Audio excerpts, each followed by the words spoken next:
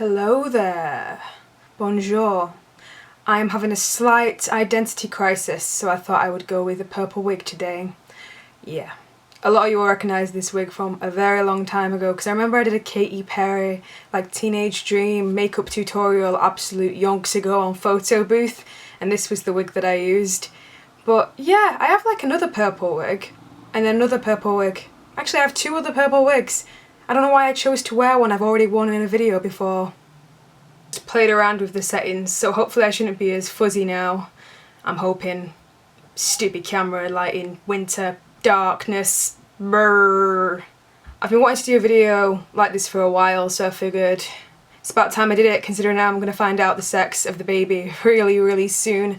And I know a lot of people are going to be like, oh, what was if the baby's lying on its side, or meh. If that's the case, I'm going to get a 3D scan, or wait like a week and then, get a 3D scan, because I'm not being funny, but I'm being really impatient now. I'm so impatient. I could have found out about 3-4 weeks ago now the sex, and I held off. I was like, no, I will wait till the 20-week scan. I will wait. Because what's the point in forking out £45 when I can just wait, until the free NHS scan, which is the anatomy scan, and yada yada. And that's when they tend to tell you the gender of the baby, as well as, everything that's okay, everything. You know what anatomy is, I don't need to explain. So, I really wanted to do a video based on the old wives' tales, all of these gender prediction tests and symptoms, and it all goes off you as an individual and blah-de-da-de-da, and one thing says you're having a boy, another thing says you're having a girl, blah-de-da-de-da. Little disclaimer before I start, this is literally just for fun, because there are some ridiculous things here, for example, are you moodier is one of the questions. Of course, every pregnant person is going to be moodier because of the influx of hormones, that the body's just kind of gone whoosh. So you're obviously going to be a little bit more off balance, especially me. So this is all just for fun, and I kind of just wanted to see overall, how many points there would be for girl and how many points there would be for boy, and vice versa, and see when we do find out the gender, if it happened to be correct in any shape or form. Even though it'll probably be purely coincidence, I still think it's really fun to do this. And I ran it through, a few guys on Facebook, weeks ago, and you were like, yeah, do that. And a few of my friends were like, oh yeah, that sounds like a fun video. So I was like, okay, cool. And last week, I was just looking through YouTube, and I noticed quite a few people had made very similar videos. So I thought, that's pretty cool. I want to have a go of that. What I've done is I've basically gone through the internets, the magical world of the internets, and I've picked a decent amount of the old wives' tales in no particular order or anything like that. Like I said, this is just for fun, and I will answer them and tally it up and da-da-da. Also, I say also so much. Also. The way that I'm going to tally this is obviously the normal way, say for example, one question steers more to boy than girl, 1 point for boy. If it steers to girl, 1 point for girl. However, I've noticed a few of these questions when I've been looking through them, they kind of apply to both gender. So instead of just giving no gender a point, I'm going to give them both a point. So say for example, if the craving one, when that question pops up, I just know for a fact that's going to be a little bit all over the place. So if that's the case and I find that it's equal for both genders or both answers, I'm going to just give them both a point. That's the easiest way for me to do it, for me to get my head around the system, because I'm terrible. I'll put all the questions, thingy-majiggy bobbies down below if you're interested in doing this yourself. Okay, I think I'm going to finish with the are you carrying high or low thing, because I just focused my camera on my face and I really can't be bothered refocusing it. So I'm just going to put that question at the bottom and I will finish with that one. Okay, enough procrastination, get on with the video, Jess. Question number 1. Are you moodier? They say if you're hella moody, you're carrying a girl because of the influx of female hormones within a female body, and if you're only slightly more moodier, that you're carrying a boy, and if you're not moody at all, then you're definitely carrying a boy. But you see, I've been all over the place mood-wise, but that's also a lot to do with the fact that I'm bipolar, so there's going to be a chemical imbalance in my brain already, so then hormones, added hormones, for example when I was on Microgynon, the pill, for the longest of times my hormones were can't control my arms. Either way, hormonal bipolar pregnant girl. gonna be extra, you know, all over the place. But since we're tallying, I have been all over the place. So that is one for girl. Breaking out during pregnancy. Now they say if you're getting a load of hormonal acne, a load of spots, or your skin's just not as pleasant as usual, then you're having a girl and she's stealing your beauty. Well, the stealing your beauty thing is a load of nonsense, but I remember my mum used to say that to me when I was a kid. She used to say that I was the reason that she put on weight, and I was the reason that she, like, got a double chin and all of this jazz because I stole her beauty while I was in utero. Bollocks. To a lot of these questions, I just kind of want to turn around and say, bollocks. But I'm not going to. They say if you've got super clear skin and you're glowing, then you're having a boy. Okay, so I'm gonna go off me. My skin has cleared up a lot, but that's because I've changed up my routine at the moment because I found that, like, the influx in hormones and everything, I was breaking out a lot on my chin. I've been getting like spots on my chest, spots on the top of my back, which I called backney in another video. My skin is normally really clear. Like, I'm not one to brag, but normally I don't have the problems of, like, you know, acne or like spots unless it's my time of the month. Whenever it's my time of the month, I always get a massive zit around here or on my nose or on the side of my mouth, which ends up looking like a cold sore, which isn't a cold sore because I have never had a cold sore. Not that there's anything wrong with having a cold sore, but it's just the most annoying thing at the end of the month. Since getting pregnant, it's like they just come and they go, but at the very beginning they were terrible, really terrible, and I didn't know what to do with myself at first because it didn't feel like my own body. I was like, oh no! And I was picking them and I was squeezing them and it was just terrible, really terrible. And then I've noticed since reaching the second trimester they have calmed down quite a little bit, but I've noticed I changed up my routine a little bit more as well, like what I was using on my face. I started using more face masks, and I found that while doing this face mask routine that I've been doing at the moment, it's kept my skin clear. I've been getting a little bit dry skin around my nose, you know, the spots I was getting around my chin, everything seems to have evened itself out now, so I am getting less spots here. However, I've been getting little tiny pimples on my chest and they're still there, and it's really weird because they're on like my left side but not on my right side. I don't know if you can see them or not, but it's not pleasant. But I kind of think myself lucky that I don't have to deal with this all of the time because I have so many friends that have always been like, you don't know what it feels like to have acne or spots, think yourself lucky. And I'm gonna think myself lucky that I don't have to deal with this on a regular basis. If anything, it just gives me, you know, my dose of dealing with it because I never normally have to. So in a way it's kind of like acne karma, I don't know. But yeah, I broke out loads in the first trimester all around my face, switched it up a bit, my routine and everything, kind of managed to calm it down a bit. Nothing's really helping with my chest at the moment. Got spots all here, like, you know, little pimples. I've got quite a few spots on my back as well. So yeah, I've just kind of rambled on a little bit. I would say that's another point for girl because I have been breaking out like a motherfucker. The wedding ring test. Okay, so they say you dangle a wedding ring above your belly, and if it swings like, you know, side to side, it's this. If it swings in a circle, it's this. But I haven't tried this, there's no point in me trying this because I'm not engaged, I'm not married, and I don't have a ring that I wear every single day anymore ever since I lost this ring that my dad gave to me years ago, which was a little belt that I used to wear on my wedding finger, funnily enough. And I lost it at the side of my bed and I was super gutted. I was so devastated. I was so annoyed that I lost this ring. And if I had that ring still, I would just do it with that ring because I never take it off. I never take it off like ever.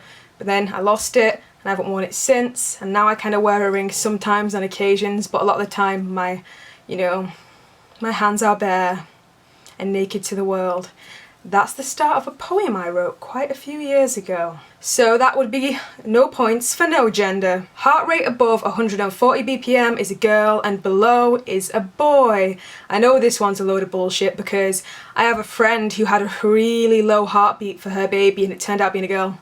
And it works in both ways, but like I said, old wives' tales, you know, not necessarily fact. With this one, I've tried it out a few times. At the beginning of the pregnancy, it sounded like a train track and was below 140 BPM. And then I tried it again more recently and it was high pitched and it was above 140 BPM. So it's like, it's kind of fluctuated a bit. Once it sounded like a train track and was pretty low and was under, now it's above and higher. But even so, it kind of tends to differ, and my friend liked to make a massive joke about it, saying, oh, well, you're just having twins then if you've got two different heartbeats in your uterus. but I've been told that one of them can be the placenta, and a lot of it has to do with whether the baby's awake, asleep, moving around, time of day, if you've just eaten, you know, like where the placenta is in your uterus and all of those things. So there's lots of things you have to take into consideration with this heartbeat one. So it's kind of like I can't answer this, like, at all, because, you know, I have no idea. So that's 0 points for both, because my baby has a fluctuating heartbeat or runs away from the Doppler, so I can never get it accurately. And when they wrote it down at a few of my other previous scans, they never actually told me the heartbeat. So I might just have to ask them when I go for my scan next week. But even so, there's no point, because I probably find out the gender at that scan. So no points for either sex. Cravings. They say sweet things mean girl, and sour things and salty things mean boy. Well, off the top of my head, let's think about Jess's cravings. So, craving-wise, I've been craving Yorkshire puddings and crisps, which is definitely on the saltier side. But at the same time, I've wanted like soury things, like sour, like sour Haribo. But I'd say that sour Haribo is kind of, you know, in the sweet side, because Haribo is a sweet. So that's a bit confusing. I've been craving fruit juice, smoothies, oranges. Can't get enough of oranges at the moment. I would say that I'm definitely getting sweeter cravings now than I was in the first trimester. So my cravings have kind of taken a dramatic change. And they say that your cravings tend to have more to do with what you need in your body rather than like whether it's a boy or a girl. So that would make a little bit more sense to me. You know, like they say if you crave a lot of chocolate that you need iron and blah blah blah. Again, I don't know how correct that information is. But yeah, it's like I've never craved sweets this much since I was a kid, and I used to eat sweets all the time. I've always been kind of a savoury, like, junkie. Like, I love my crisps and my popcorn and my nachos and things like that. I've noticed I've been craving really tangy prawn cocktails though, which you could say is kind of on the soury side of things. And at the very beginning I was craving popcorn with jalapenos and salsa, and I couldn't get enough of jalapenos. I was literally pouring the sauce into popcorn, which was already salty, which cannot be good for you, and I would down so much water afterwards, but I just couldn't get enough of it. But now it's like I'm going crazy and I want sweets all the time. But at the same time, I'm still kind of like, crisps, I want crisps, and trying not to eat a lot of junk food. I've also been massively craving burgers. Burgers! They also say craving meat and cheese means boy.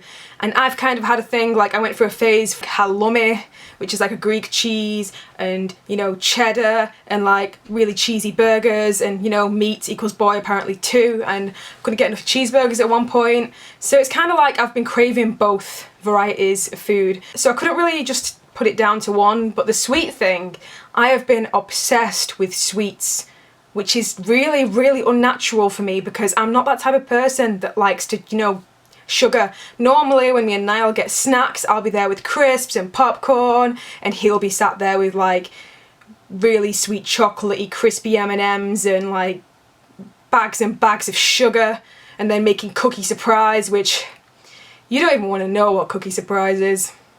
If you follow him on Instagram, then you will know what cookie surprise is. Oh god, cookie surprise. Blech. For that one, I'm gonna say 1 point for girl and 1 point for boy, because I'd say that I've got equal cravings there. I would not say I can pinpoint them for either.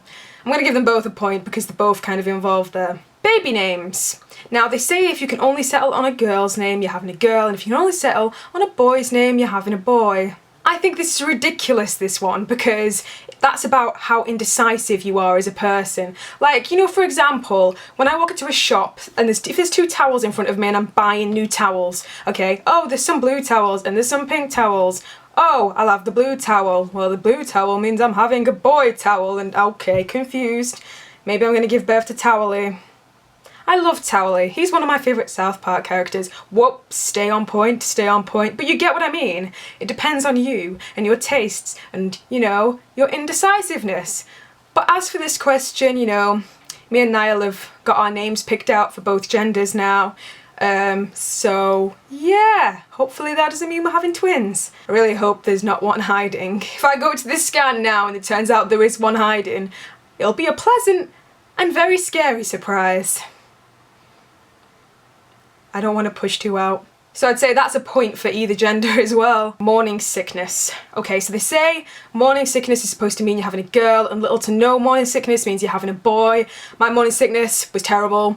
I think for the first couple of weeks of pregnancy, I couldn't even eat like anything. I could only eat like, do you know what? I couldn't even drink water in the morning. I couldn't even like keep down anything, and at one point my doctor was worried I might have had that, you know, that extreme sickness where you have to go into hospital and be put on a drip, you know, so you don't end up dehydrated. I can't remember the name, it's really long, but luckily I could keep like the odd thing down, but it was so horrible. Like one day something would make me puke, and the next day I would try that next thing and, you know, it wouldn't make me puke, and it was just all over the place, and I was just so nauseous. I hadn't been that nauseous since I had my appendicitis. Super nauseous. And to make it even more annoying, in the past couple of weeks it's been creeping back, and certain smells still make me go bleh. Like this morning my yaya was cooking like some food downstairs, like a salad, or like, I don't know, but it had loads of onions, so it must have not been a salad. There was a salad on the side though. No, there was onions cooking in a pan, and there was a salad to the side with onions, double onions. And I went downstairs, got myself a glass of orange juice, and was just like, walk out the room, Jess, walk out the room. Oh God, I'm going to throw up. So that would be a point for girl. My mum also told me she had no nausea with Nathaniel, but she had a lot of nausea with me. So that might be an inclination, but oh, my mum. That's a story for another day. Nub theory. Okay, so in the first couple of weeks of pregnancy, I pretty much went through all of these, like, you know, wives' tales, old wives' tales, whatever, blah, blah, blah, blah. And I was like thinking, oh, this means this means that, this means this, blah, blah, blah. And I stumbled across the nub theory just by pure coincidence a couple of weeks before my first scan, like my first proper scan, like the 12-week scan. This is purely like, you know, my understanding of what the theory is, so feel free to correct me if I'm wrong, which this is YouTube, so everybody does correct me when I'm wrong. 10 times over and over. I told Niall about this before our 12-week scan so that he could keep an eye on it, you know, in case the screen wasn't facing me and blah blah, which turned out it was correct because they faced the screen to me for a little bit, then they faced it to Niall, and then Niall got to just look at it constantly while they were checking everything was normal, so he was just looking to find the nub while I was lying there like trying to move my head so I could see more. Basically what it is the little line, you know, where the genitals are forming, you know, because in the very early days it's not really sprouted into a penis or a vagina yet. It's kind of just confused and doesn't really know what it wants to do with its life. So they say that if the little line that's forming is pointing upwards, you know, away from the spine, you know, 30 or 40 degree angle or something daft like that, it's a boy, whereas if it's straight, like, you know, in coordination with the spine or whatever, or slightly lower, that it's a girl. So I'm going to insert my scan picture here, and a few of you guys can kind of come to your own assumptions or whatever.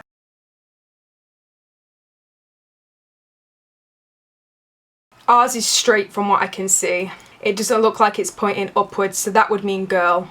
And obviously they say, you know, straight and parallel to spine, girl, point upwards at an angle, boy. The next one is the skull theory, but from what I can see, it means that, you know, the flatter the skull at the front, the more likely it's a girl. The more rounder the head is, the more likely it's a boy. Now if we look at my scan again, mine is round.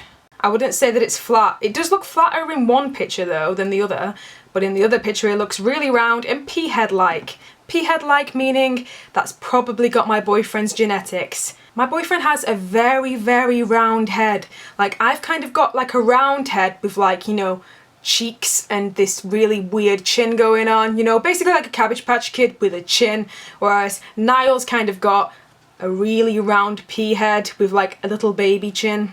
So that's probably just genetics, but there we go, it's a point for boy. Okay, next I'm going to have a little look at the predictors that you've got, which is you've got your Chinese gender chart predictor and your Mayan gender predictor, blah blah blah. I'm going to insert a picture of the Chinese gender chart predictor here, and this is basically what it told me. You put in your conception month, then your age when you conceived, and voila! Mine says girl. 1 point for girl. As for the Mayan gender predictor, the Mayans determined the sex of the baby by taking the mother's age at conception and then the year. So basically, for me that would be 22 years old and 2013. So they say if both are even or both are odd, then you're having a girl. And if one is even and one is odd, you're having a boy. So for me, that would be boy. Another point for boy. Okay, so I'm gonna finish with this one because I'm gonna have to get up and refocus my camera and all of that jazz. Are you carrying high or low? I was very confused with this at first because I was carrying really low at the very beginning, like literally really low, and some people are still saying you're carrying low, but then I've got like a lot of other people saying I'm carrying high, and to me, I've noticed the bump has moved upwards, so it's like I was carrying low at first, but now I'm carrying higher. So you can let me know what you think on that. But in my opinion, I think that I'm carrying quite high, but you know, may look different to you guys. But again, this is specific to who you are, how much you weigh, what your body shape is, where you put on weight, what your uterus is like, you know, the shape of your womb, everything. So, like, you know, a lot of women tend to carry babies different every time or carry them the same. It all depends. So again, this one's a load of garbage, but I will show you my bump. I'm almost 19 weeks. Wait, so this is my bump at the moment. As you can see, you know, if I hold where my boobies are, you can kind of see the shape. I would say that was quite high. I don't think that's low because it seems to have moved up, whereas it was kind of down here. Now it's moved up, so I'd say 1 point for girl. So I'm going to tally all of those up in a minute when I switch my camera off because I'm terrible at maths and I haven't been writing these down as I've been going along in this video. So I will tally that up and I'll put that, you know, at the very end of this video, so in a couple of seconds time. If you want to leave your predictions below or any more old wives' tales or, you know, what you think, you know, like if you think that I'm carrying low, then let me know down below. If you think I'm carrying low, let me know down below. Nope. If baby behaves, I should be finding out on Friday the 7th, so I'm really, really excited. I'm not really wishing for any gender. At the very beginning, I thought this was going to be a girl. I had a dream of a girl in a red coat, but then I got told that meant something completely different. Then I changed my mind. I thought this is definitely a boy. Pictured a boy for absolutely weeks, and now I'm just confused.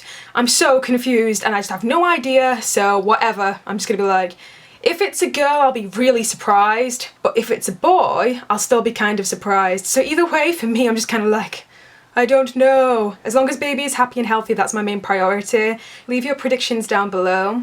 I will speak to you guys very soon. Bye.